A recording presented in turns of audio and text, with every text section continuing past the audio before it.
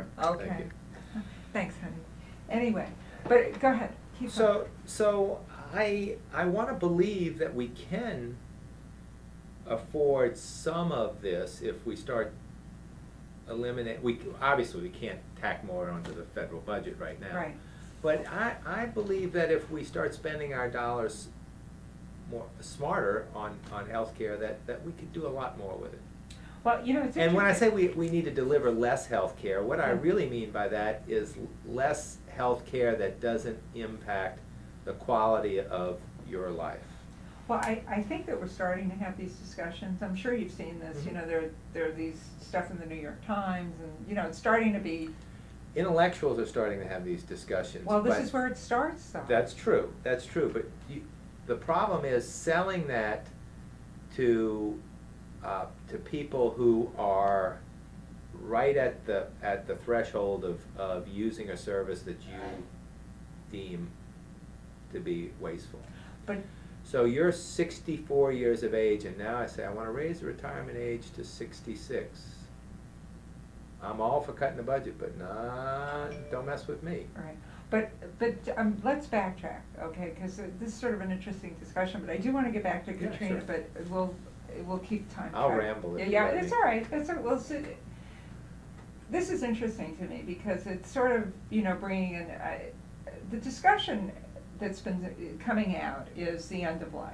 Mhm. And I don't know if you saw it, I'll send it to you. It was an absolutely stunning essay that was done by Michael Wolff, and it was the cover Please story. send it to me. I will, New York Magazine. It was outstanding, and he wrote in the most heart-wrenching fashion about, you know, his mother's end of life and all these, you know, heroic measures that they were doing, which really wasn't extending the quality at all. And she Sure. was just incredibly angry, and she couldn't even, she was spitting. She was literally spitting because she was so angry. She was a, you know, a book editor, an intelligent Right. woman, and Right. da-da-da-da. So this is the kind of discussions that are happening, and that would be 30%, you know, of the healthcare dollar. And the other piece that I think about is that, you know, I spent about a month in Australia for the book, you know, just to look, because they're on the front lines of climate change. And Australia has no water, and they figured it out.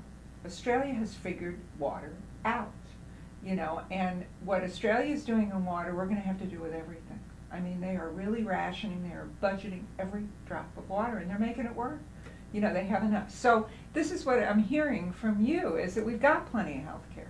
It's just reorganizing. Yeah. When I say we've got to deliver less health care, what I mean by that is we've got to be comfortable making a diagnosis of stroke without 5 MRIs and without 5 CAT scans. Are we going to make an occasional mistake? Yes. The chances of that adversely affecting you, very small. The impact of doing less for you would be huge because we'll have resources that we can spend somewhere else. So this is what you're saying is sort of the solution of, Yeah, you know, well, all of it's focus on on risk factors for disease rather than disease itself.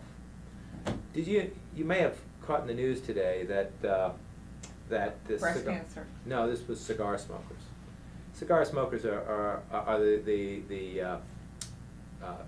these cigar shops, specialty cigar shops are all up in arms because the FDA is trying to regulate cigar tobacco, and they say it really doesn't affect health that much, and you're going to put all these people out of work. And Right. we'll take into its logical conclusion if you can make that an economic argument for continuing to allow them, because truthfully we want to get rid of tobacco. That's what we Right. want to do. Yeah. So if you can make a logical argument that these are jobs and that you're taking jobs away from people in these are economic hard times, then we should reverse course and we should give out cartons of cigarettes so we can addict more smokers so that we can raise more revenue. I mean, come on, what are you thinking? Right, right. It's crazy.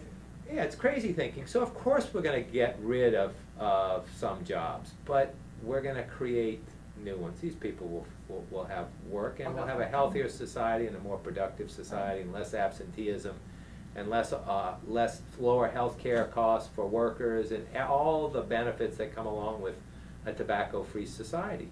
So everybody wants that, but not on the. I don't want to carry the burden on my shoulders. I want you to do it for me. Right. Well, I think it's So we need a charismatic leader who can convince me and you that a great idea was our own. But I think it's, you know, like with exercise, like I said, we're getting far afield, but, I mean, I am 64, and I exercise every day. You look great. Well, we're California. You know, I'm almost 60, and I every day. You look great too, you know, but I mean, Every day. we're from California, you know, we Yeah. do, I'm a medical writer, I mean, I exercise, I walk 2 miles every day, I'm Great. boring, I Beautiful. don't smoke, Yeah. I'm just boring. But I'm extremely healthy Yeah. too, and, no signs of slowing down. And doing what you do, what will happen in your life is you will go right up to the precipice and you will fall off. And that's exactly the way it should be. From your mouth to God's ear. Yeah. My father, when he was 93, on his 93rd birthday, Yeah. he just kind of keeled over. And I Yeah, thought, and that's, you will have paid in lots of dollars into Medicare, Medicaid over your lifetime. You will have, because you will be working and be productive into your later years, lots of taxes you will have paid, and you will consume relatively few health care benefits. That's the way it ought to be. That's the way the system was designed. Yeah. It wasn't designed so that when we're healthy, we can, at 65, we can just give up and suck off the system. It wasn't designed so that we can not take care of ourselves, and then when we start developing some of these end-of-life medical problems, we could pour technology at it. That's a stupid use of the resource. Stupid use of the resource. So I think we have the money. We need charismatic leadership who can convince us all, because you and I I think, have the idea, but there's a lot of people out there that just don't get it. Well, I think I have the idea because I'm a medical writer, and it's hard Well, to read this stuff Yeah, every and day. healthcare is and my I- profession, and I, yeah. Yeah, I mean, you get. And I live it every day, and I see it every day, and I see people who just die the wrong way, Yeah. every single day. Yeah. Anyway, sort of. Back to where we were. Yeah, back to climate. well, it's sort of an interesting digression because, what I wanted to get back to talking about the next year and a half, Mhm. After Katrina, because I don't think people realize. What happened in that year and a half? Yeah, because that's, you mentioned it, the media tends to do spotlights, Yeah. and then we moved on to the next story, and that's why I'm Yeah. here. I'm here to find out what happened in the next year and a half and what's happened in a positive way. Okay. And, So here's what happened right after Katrina. I mean, 2 weeks after Katrina. So it was this crazy war zone kind of scene where we're all doing all these heroic things, and it's really cool and it's really exciting. And then there's nothing here in town. I mean, the first time I got back into the city, I don't know if you read some of my biography or whatever, but well, you mentioned to me that you were sleeping on couches for 60 days Yeah. afterwards up in Baton Rouge. yeah. So I went up to Baton Rouge. Were you and I working started- at the kind of, they had not a Superdome, but sort of a No, I didn't hospital? work there. That was just a triage hospital for those first couple of weeks after Katrina. But we had a meeting of the medical center about 2 weeks after Katrina. And it was as though it was the first reunion of your Army platoon after getting out of a firefight, and you see your old buddies again. And this was Charity Hospital? This was Charity Hospital, LSU, I mean, everybody was there. How many and- people were at this meeting? Oh, 600 or 800 maybe. Oh, my God. Yeah, I mean, and these were a lot of the people, like, I'm interviewing Peter W. yeah, Peter's a great guy, so. Well, he's having surgery today, I think. For what? He hurt his leg, and I said, Oh, my goodness. well, do you want me to put this off till Friday? He goes, no, we might as well do it on Because Wednesday. I tell him I gotta talk to him, because he's a co-investigator on a grant I'm submitting. Anyway, but I know you guys are both at Charity. Yeah, Anyway, go ahead. so we had this meeting, and the chancellor gets up there, who was then was he the dean and the chancellor? Yes, I guess he was the dean and he was the acting chancellor, something like that. And he gives this speech that was like the George Bush speech after 9/11, not just that. A good speech. A good Rallying speech, the forces. yeah, and I think the mood of the people was ready for that, to hear that kind of thing from the president, whether it was a good idea or not. Hey, let's go get these bad guys. Yeah. But the chancellor gave this speech that was just just got everybody fired up. We're gonna rebuild, and I've talked to the governor, I've talked to this one, and I've talked to Brownie, and all this money's gonna come in, we're gonna build it better than ever, and da-da-da. And everybody's fired up, and then nothing happened. We had a rebuilding czar, Ed Blakely, you remember that guy? You gotta read New Orleans politics. He was hired as, by the city to be the rebuilding czar. Ed Blakely. What a loser. And that was his famous quote was the building crane was gonna become the new state bird or something like that. That there was gonna be a building crane everywhere and all these, and nothing happened. FEMA, we had a change of administrations, and so all the FEMA claims had to be reevaluated, and there was all this graft and corruption, and the road home money, and money was disappearing, and people were taking money and weren't rebuilding. And there were people who wanted to come back, but there was no infrastructure, there were no grocery stores and gas stations and churches, and they go, well, I'm gonna come back and just live in the middle of squalor for what? And then the people who owned the grocery stores and the gas stations said, well, I'm gonna come back with no people there, for what? And so everybody kind of stood around, and it was like watching grass grow. Nothing happened. And it was February or March before we could even get back into this building. Wow. So it was 6 months. The neighborhood I lived in was black for 6 months. There was no lights, there was nothing, no electricity. What neighborhood did you I lived out in, near the lake, where, not too far from where the 17th Street Canal levee broke. And I was coming back and forth to the city, trying to help rebuild the infrastructure, and I would come in, I would go, we'd connect with some of my old friends who had come back to the city, and we'd go for a run in the morning, and I run pre-dawn, it gets pretty hot here in the summertime. And so we have a club, a running club at Blanc, we call it 520 Club, we meet at 5:20. Well, at 5:20 in the morning, it's black, and there's no lights anywhere, No so street lights. it's surreal.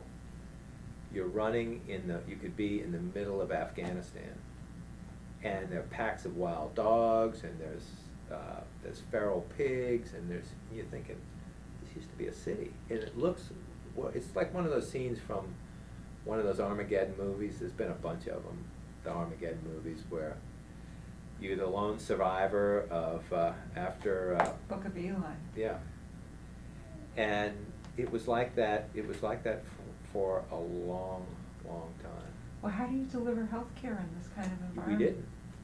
We didn't. I was working in Baton Rouge. We didn't. There wasn't anybody here. So what did people do who were living here? I mean, because Well, I know the Peter people that was came in back, the a people that tent. came back early were able-bodied, and a lot of undocumented aliens. A lot of Mexicans came back to do manual labor, and so most of them were young and able-bodied, and didn't need a lot of health care. Or if they needed a lot of health care, they didn't get any. Not to say that a lot of them.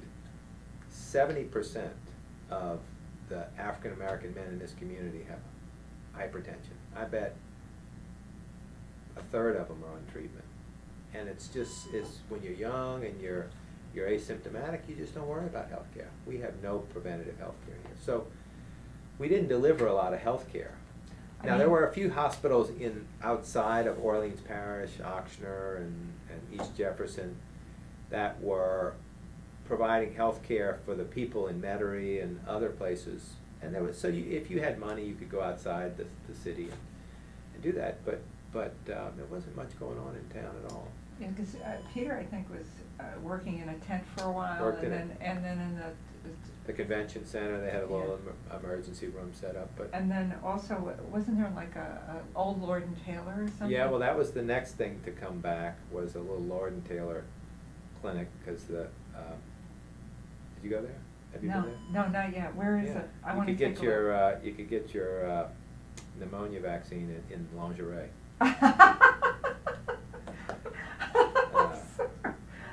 I shouldn't laugh because No. it's gonna come up and say, well, no, because I'm It's actually trying- funny when you think about it, it really is. So where is this Lord and Taylor? It's on Poydras, down by the Benson Tower, right by the Superdome. Okay, So you could see it from here if you could stand up on top of this building. okay, I'm gonna find it. Yeah. It's not there anymore though. Yeah, it's still there. Okay. That's where our clinics still are. Our medical clinics are still in And there's no more Taylor. Lord and Taylor though, they closed. No, they closed, but we still call it Lord and Taylor. Oh, but you can get your flu shot at Lord and Taylor. Get your flu shot in lingerie. So, just sort of move on, you were talking a little bit about, PTSD. Yeah, what is so, it? I mean, you know, cause the people don't realize, there's the medical, the mental stuff that sort of. Yeah. I've never told anybody this before, but I'll tell you. After Katrina, I was feeling stress, but I thought I had it all together. I'm a high functioning person. I've always, you know, I have felt bulletproof my entire life. But after Katrina, and there were some other circumstances, my wife of 19 years or so, I may have told you this, sort of decided she was gonna pack up about the same time we got Katrina-ized. And when you've spent your whole life in a role, and all of a sudden someone tells you, I don't love you, what you hear and what you feel is that you're just not worthy of being loved, you're not lovable. And so I felt defective. And I guess this whole Katrina thing gave me a little meaning at the time, but I had kids, and in this void, in this post-Katrina void, my kids who were in high school at the time, one of them went up in North Louisiana, one of them went to Houston to finish up high school, because there were no schools there. And where did your wife go? Where was she living? I mean, I guess she sort of took this opportunity to. Yeah, she went, I think she was living with relatives, I don't even remember now.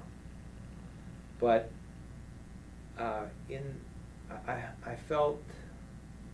I felt defective and not worthy of being loved, and when in this void, I so wanted to recreate what I had before, because I just, you know, You're happy. I was happy that I married the first woman who smiled at me. And what a mistake that was, because the woman I married, although she was very beautiful and very smart, she was a writer. But she was not a journalist as you are. She was a creative writer, and a lot of great literature was written during times of depression, because it gets your juices flowing. And she struggled with chronic depression. And if Katrina wasn't enough to be depressed about, being married to a woman who suffered from chronic depression, and the way I describe it was her happiness was always out of my reach, that there was always another hoop to jump through. And I've met people who have struggled with chronic depression who take ownership for their depression. I'm so sorry, I'm sad. I appreciate that you're helping me, and you're helping me with my struggle, and that you're there for me. And then there are people who the reason why they're sad or depressed is because of that, because of you, because of whatever, it's outside of them. And she was not one that took ownership, and I just felt like I was in the crosshairs all the time. And it got to the point where I felt like I was gonna drown. I felt like I was dying.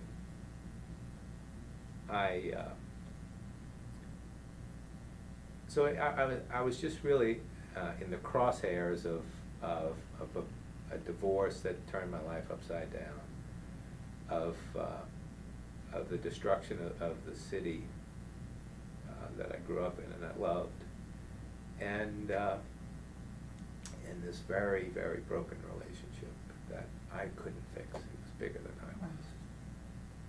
And I thought I could handle it all. I thought I was bulletproof. But you can't. You can't. See, now my brother takes ownership of his depression. Nobody can. Yeah, and my sister-in-law doesn't, so I have both. Yeah, and after about a year or so, I decided I'm gonna get some help. And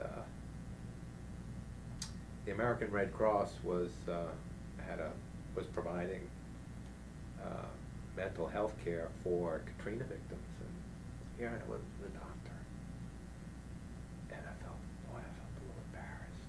You shouldn't be. But it was great. It kind of got my head out of my ass, if nothing else. And Well, I think of what you went through at Charity Hospital for that week. yeah. My God. Well, that wasn't the hard part, though. That wasn't the hard part. Well, that was the easy part. That kind of distracted me, if anything else. Well, It was okay. it was the fact that we were shoved. We went from heaven to hell, and now we were just stuck in limbo. You know, it was the heaven above us and the hell below us, and we were just nowhere. And Well- so I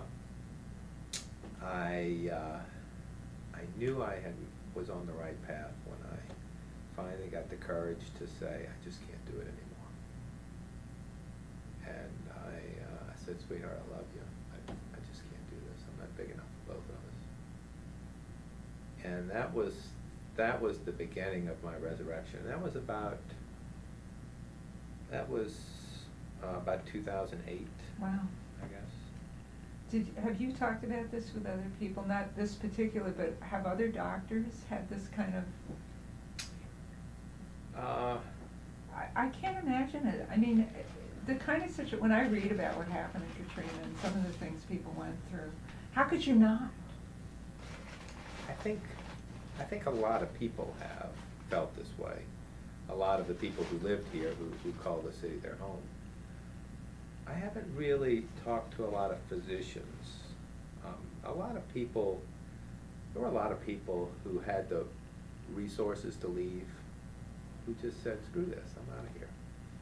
And then there were those people who were being taken care of by the government, and the government said, yeah, let's go give you a place to live somewhere else, put you in a FEMA trailer and move you around to Right. Atlanta or to Houston. And I think the people that struggled the most were the middle class, the people who couldn't afford to really bail out, or the people who wanted to stay. And there were a lot of poor and a lot of wealthy. I'm not trying to disparage anybody No, of course not. who called New Orleans home, who wanted to stay, who struggled. And I think those were the people that really had the toughest time, were the people who really, in their heart of hearts, wanted to stay and just found that nothing worked. Well, when we were driving over here, I saw several signs for de Boisblanc. You know, is your brother a that's lawyer? Yeah, you came up that's my first cousin. Okay, but it seems to Yeah, it's a me small that, you know, family. you're French, so your family's been here for how long? I mean. We've been here a few generations, yeah. I'm getting too old to move. I love to travel, but it's gonna probably be my home. Well, it just feels like, you Yeah. know, if you have deep roots in a community. Yeah, I've got family here. You know, and you just really don't wanna leave. You know, that's, you know, what you feel. I mean, I'm a transient, and Bill's sort of a transient, you know, so. But although we love LA, you know, it's still home. I wouldn't wanna leave there if we had to and stuff. Well, I wanted to sort of, what's your time? It's 3:59. Okay. Oh, we got time. We still We have have till plenty of 4:30, time here. yeah. Okay. You okay? Yeah. Okay. Yeah, no, when I think back on it, it was a difficult period, but, I don't know if I told you this, but it was an epiphany for me, because up until that point, I'd never failed at anything. And it's tough being an elitist. It's hard work. And failing at something was liberating. It just made me feel so normal. Wow. That Well, I rejoined the human race. Well, I always feel like I don't wanna let people down. Yeah. You know, Well, you're always supposed to be perfect, Well, yeah, he's supposed to be perfect. you know, and everybody. And being a assumes- schmo like everybody else was great. It was the coolest thing. Well, it sounds like a lot of people, like you say, suffered this kind of after effect, because it's, you know, to sort of bring it back, when I was in Australia, you know, the Australians are Australian, you know, they're these hardy kind of pioneer, real can-do, you know, and they're really seeing climate change. I mean, they're getting, you know, I was there after the floods. The flood covered half of the country, you know, and they were still rebuilding and stuff, and, you know, and they're, oh, we're gonna rebuild and stuff, but right after the flood, they had a cyclone, and then right after the cyclone, this all came on top of this 10-year drought that put, you know, 25% of their farmers out of business, and they were committing suicide, you know, at the rate of 3 and 4 a day, you know, that kind of stuff. And what they saw in Australia is this high rate of mental illness and depression, which they had never seen before, you know, because the Australians are this Yeah. real kind of hardy stock, you know, that kind of thing. So, you know, I would imagine. I wanted to sort of come back to a couple of the things that you talked about. You know, is the implications, you know, sort of like Katrina was the costliest natural disaster in U.S. history. Despite repeated drills and warnings, New Orleans was unprepared. You know, in Black Hawk, the police come down, you talked about a couple things that I was very struck by.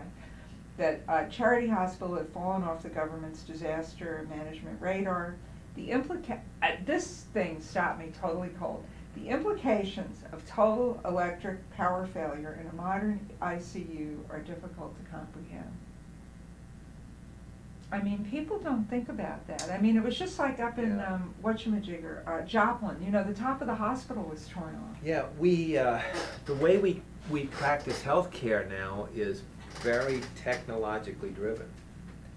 And when you lose the power grid and your backup generators don't work, people don't even know how to check a blood pressure anymore. We didn't have those old sphygmomanometers. Everything was automatic. People didn't know how to diagnose anything without an X-ray, without a blood test.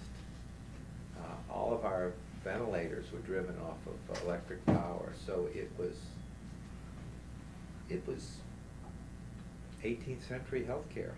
It was back to basics. How did you manage? I mean, what I was Oh, hearing just about is how manage. people were Yeah, we ventilating just- by hand. Yeah, you squeeze the bag and you check a pulse and you put your hand on somebody's head and you know, some of them didn't fare so well. We actually did pretty well. I think we had 9 deaths out of about 50 critically ill Wow. patients, which was not so bad. That's incredible. And some of those people would have died anyway. And yeah, that's incredible though. Yeah, we did really well. We had a lot of young doctors and young residents who just took ownership and just did a great job. They must have. I mean, the You know, energy. part of the problem with Memorial, the Anna Poe story, you know, the Yeah, Anna Poe I'm story, very familiar. was that a lot of those doctors who were the primary physicians for those patients just left town. Wow. And Anna Poe and a few other doctors stayed there to take care of those patients. Wasn't she from Baton Rouge? I think or was she's, she local? no, she's originally from Chalmette, from New Orleans. Okay. Now, But I she mean- might have been living in Baton Rouge. I think at the so. time. That might be. Yeah, because I know Sherry Fink, who did the New York Yeah. Times story. And Sherry did a lot of work on that. I'm Yeah. sure you saw it, you Yeah. know, which was. I did. You know, I kind of thought she did a good job on that. I thought it was very fair. I mean, they were under terrible conditions. So, You know, and then it's, who can judge what you would do on that? Well, you mentioned well, that. I know her personally, and she's just a lovely lady and a very caring human being. Yeah. Were you upset when the charges were filed? Yes. Yes, not to say that mistakes weren't made, but having been in that situation, it's really easy for you to make the kinds of decisions you wouldn't normally make. I think that they had assumed that they weren't going to get out and that there wasn't going to be help and that these patients were going to die, and they kept those patients comfortable with medications, which is what you should do. In fact, if they had not found sedatives in their blood at autopsy, it would have been criminal.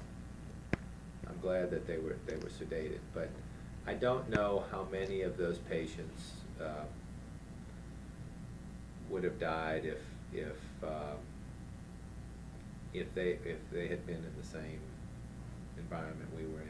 We had more help. And I don't think there was the same level of despair that they experienced. Wow.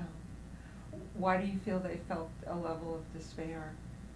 Well, just reading the descriptions, it seemed that way. It seemed like they felt that no help was coming and that none of these patients were gonna get out alive. Well, the thing that I sort of felt, it's just what you sort of touched upon, is that their primary care physicians had left. Yeah. Which I don't blame them, but there was, no records, nothing. I don't know what the right answer is. I don't know who's responsible. Yeah. Can you hold tenant responsible? Can you hold Yeah. the federal government responsible, the primary physicians, the families? Whose responsibility is that? Yeah, no, I just. That's for the government to work out. Yeah, I think it was a tragedy, period, and everybody did their You best. probably noticed that in hurricanes since, whether they were in Houston or in New Orleans, that there's a different evacuation plan now. Yeah, well, that was sort of what I was gonna ask you, my next question. Which is very expensive, very expensive. Because let's just say if you're gonna pull people out of harm's way, you gotta start days in advance, and so you pull all the resources from this region to where you think the target zone is. You spend all this money moving these patients, and the hurricane goes over here. Which So is what you happened with Debbie. Right, you wasted all this money, and you tied up all these resources, and the hurricane went somewhere else. So it's a very expensive proposal. Have they been doing that? Yeah. Because one of the things that you had talked about is that despite repeated drills and warnings, and that we had we had 3 days. Mhm. New Orleans was unprepared. Yeah. And then Charity Hospital. Well, you know all the stories. The buses that were supposed to take people out of town went underwater and were never used. They're really when I was air evacuating patients out, the city was right here, and we were downtown. We air evac'd people out to the I-10 there, and there were just lines and lines and lines and lines of ambulances there. And we asked them, how long have you been here? They said 3 days. And What? There were hundreds of, and they said, well, we were waiting for, they had all of these resources here, and they had all of this need here, and there was no way to get from here to there or communicate the need. It was the craziest thing that there were, the first casualty of a disaster, always communication. That's changed a lot since Katrina. It's changed a lot since 9/11. We now have the fire department talking to the police department, the FBI talking to the CIA. Everybody's talking to each other. We've got satellite uplinks and things we didn't have before. So I think that the effort is more coordinated now than it's ever been before, which is a beautiful thing. We all have disaster plans. It's the little things that matter.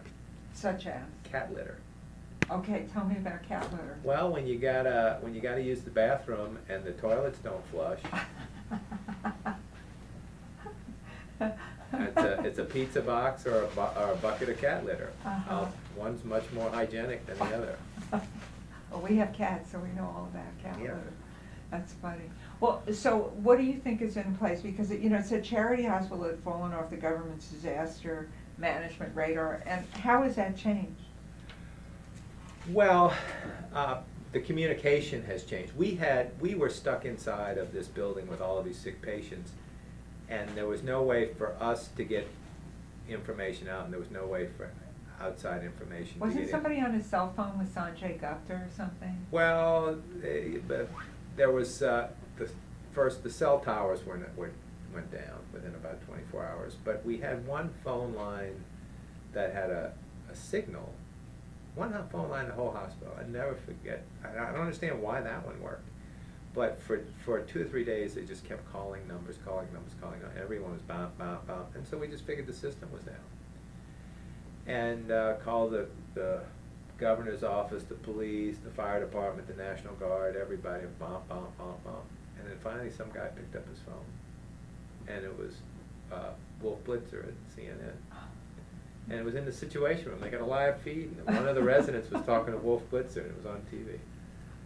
And I remember that. Yeah, and told him that, hey, look, we're still stuck here. We haven't been evacuated, and that's when we got that call from a private helicopter company that, hey, we'll start sending you in some helicopters. And that was about day 3. So for those first, we heard, now there was an incident command, and there was some kind of outside communication, but it was more like our incident command was talking to a National Guardsman who happened to drive by in a boat. And then where's that gonna go? You think that's gonna go up the chain of command? Well, also, it just seems so disorganized. Oh, and you have an terribly. entire hospital, and no one's in communication. Well, if you don't think it was disorganized, just look at what happened at the Superdome and down at the convention center. Do you know Sergei Hosani? Sergei Hosani. That sounds very familiar. He was the only doctor down at the Superdome. I think he was a resident here. He's actually older. He was in his 40s, and he's Italian. He's Iranian, but he grew up in Italy, he trained in Italy, but then he was here in a pathology fellowship or something. Yeah, sounds But anyway, then he volunteered to go to the Superdome, and he was the only doctor down there. And they said that they had a FEMA doctor who was down at the Superdome, but apparently the FEMA doctor, I couldn't understand him, but the FEMA doctor was impaired in some way, and he couldn't use his arm. But this is nuts. I'll tell you one of the funniest things was, the day that once we got in communication with Wolf Blitzer and they started, that's when Sanjay showed up, and they dropped him in on a helicopter. And about the same time, a FEMA guy gets dropped on the rooftop of the parking garage where we were air evac patients, and he's got a satellite phone, a satellite uplink. So we're going, wow, things are really going to happen. He spent the next day and a half trying to get that damn thing to work. It never worked. It was the funniest thing. He was just sitting there on his little computer trying, oh wait, there goes the satellite, I don't know. And it never worked. I said, these are the guys that's supposed to be rescuing us? Right. I know, we're really, so how has it changed? I mean, because this is Well, 05. there is an organized federal response. We have disaster plans in place, and You didn't before? We did, but they were not as sophisticated as they are now. There was not the communication and the collaboration amongst different entities, and we didn't really have a plan to evacuate the able-bodied patients, and so it is at every level it's changed. At every level it's changed. But I think if we could do it all over again, what you would see and let's just say the same thing happened and we were in the same situation, is this time we would be in communication with the outside world, and those resources would come in much quicker to support. Wow, so you No wouldn't doubt have about these that. kinds It wouldn't have been of the magnitude, the disaster of the magnitude that it was. Well, I'm talking about the healthcare part. Yeah, well, that's because what Sergey was talking about, I mean, what he. Those people would not have died at Memorial if that would have Right, happened today. well, that's what I would think, that they Yeah. would have been rescued a lot sooner. Well, or even at the Superdome, Even if all you did was drop in extra physicians and extra portable generators and resources, that would have happened within 24 hours now. Wow. Well, what he was talking about at the Superdome is they had all these people who were in critical condition, with diabetes management, Right. hypertension, all of that other stuff, that were waiting to be transported to Baton Rouge, and the buses never came. And he was there for 3 days. He didn't eat, didn't sleep. He's a doctor. You would think you'd be getting, he's the only one there. And finally, the FEMA people said, we're leaving the Superdome, and you should come with us to Baton Rouge, and here's a stick to fight everybody off who wants to get on the truck. And he said, I'm a doctor. I don't hit people with sticks. That was the funniest thing, was the first responders were local firemen, and they came in with their little boats, and we're just trying to help. By Friday, when you see the FEMA response, they're guys with big guns, and it looked like a frickin' invasion. And I've got this picture, I have to show you this picture. It's a picture of the day that I went out, and there's a picture of a guy with an assault rifle standing on the bow of a boat. He looks like that picture of George Washington crossing the Potomac. He's standing on the bow of the boat, but he's holding an assault rifle like he's making a landing. And the boat's going down the streets of New Orleans, and in the background there's a crucifix from a local church, and it's what a contrast of images. I mean, my God. Here's a man of peace, and here's this guy. He looks like he's going to wage war. Right. Right. And the first thing General Honore said when he came here, he says, "Put your guns away. This isn't an invasion. Yeah, it's hello. a rescue mission." It's the craziest thing. Hello. I'd love to see that picture. Yeah, if we could get that.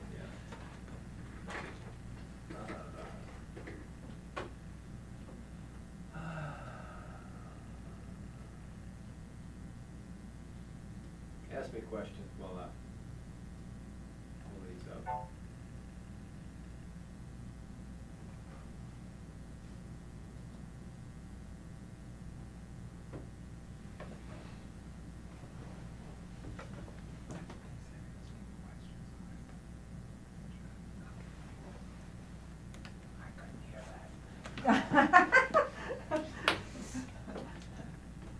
Like I said, between the two of us, we're one whole person.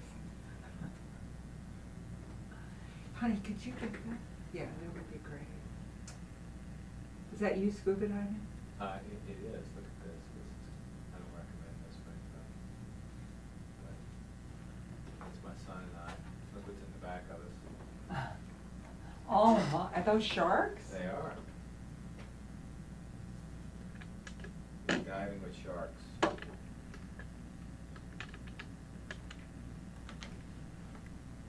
They were just black tip reef sharks. Well, it's upgrading, so. Ask me some more questions. So the FEMA response, the federal response would be different. The local response would be different. The hospital response would be different. We've learned a lot from that. Yes. We now have a text messaging system. We have redundancy built in our cell towers. Right. We have better backups. Right. The cell network is more robust. We have lots of redundancy in our communication now. So you think next time it'll be better? Hopefully there Yeah, won't be a next time. it'll be better. It's not to say that there won't be additional types of disasters to deal with. Right. What do you think were the worst parts and the best parts? Obviously. The best parts for me were, I thought I brought out the absolute best in human beings. The images that you saw on TV were not the images that I saw. I think that's 5% of the story. Was there some looting? Yeah. Was there some violence? Relatively little, very little. There was a lot of humanism. There was a lot of people helping other people. That was a beautiful, beautiful thing. The worst part was that people felt like it was the government's fault, that the government should have kept it from happening or should have done something differently. This was bigger than anybody. And if we were ill-prepared, we were ill-prepared as a society. When I said that, I didn't mean to suggest that someone hadn't done his job. We do in this country what our electorate demands that we do. And spending money on things that are unlikely to happen is not a high priority. Well, so you don't feel that, because there was a lot of criticisms of FEMA's response. Yes, it was an anemic response. There was a lot of problems with it, but now that we have the experience, the response will be different. Mm-hmm.